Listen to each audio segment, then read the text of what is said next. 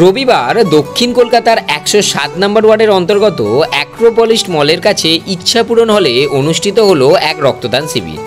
২১শে জুলাই উপলক্ষে শহীদদের স্মৃতিস্মরণে কলকাতা ১০৭ নম্বর ওয়ার্ডের পৌর প্রতিনিধি লিপিকা মান্নার উদ্যোগে এই রক্তদান শিবিরের আয়োজন করা হয়। উক্ত এই অনুষ্ঠানে উপস্থিত ছিলেন মন্ত্রী জাভেদ খান, বিধায়ক দেবাশিস কুমার সহ বহু বিশিষ্ট ব্যক্তিবর্গরা। রবিবার বিকেল ৪টে থেকে শুরু হয় স্বেচ্ছায় রক্তদান শিবির অনুষ্ঠান, যেখানে প্রচুর সাধারণ মানুষ স্বেচ্ছায় রক্তদানের মাধ্যমে অনুষ্ঠানটি সাফল্যমণ্ডিত করে তোলেন। এটা উৎসব। মাননীয় মুখ্যমন্ত্রী মমতা বন্দ্যোপাধ্যায় আমাদের মাধ্যমে বাংলার প্রত্যেকটা ওয়ার্ডে ব্লকে উৎসব করছে। আমরা সবাই স্বইচ্ছায় এসে এত ছেলে, এখনো ১০-১২টা ছেলে বলছে রক্ত দেব। বিকেল ৪টে থেকে শুরু হয়েছে আমাদের। কাজেই এখন মানুষের যে চাহিদা, ট্রেন, আলো, রাস্তা এইসব তো আছে, তারপরেও তাদের যখন প্রয়োজন হয় রক্তের, তারা এইটুকু আস্থা রাখে, পৌর প্রতিনিধিকেই ফোনটা করে জিজ্ঞেস করে, দিদি আমাকে একটা ব্লাড কার্ড লাগবে। আর তার জন্য আমি তৈরি থাকি, সেই আমার ওয়ার্ডের সকল অধিবাসী বৃন্দদের জন্য।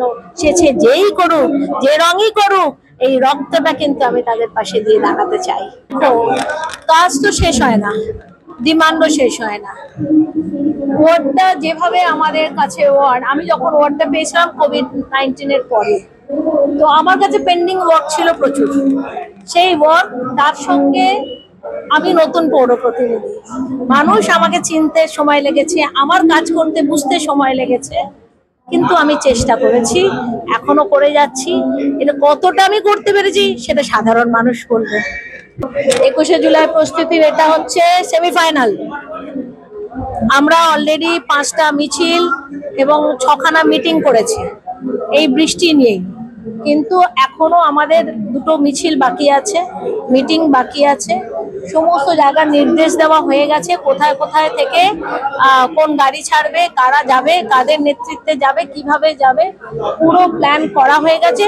আমরা শুধু দিন গুনছি। ২১শে জুলাই সকাল ৮টায় বাসে উঠবো আর ধর্মতলায় যাব, ৯:৩০ মধ্যে পৌঁছে যাব।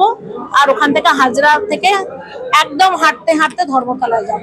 দক্ষিণ কলকাতা আমাদের সভাপতির নেতৃত্বে।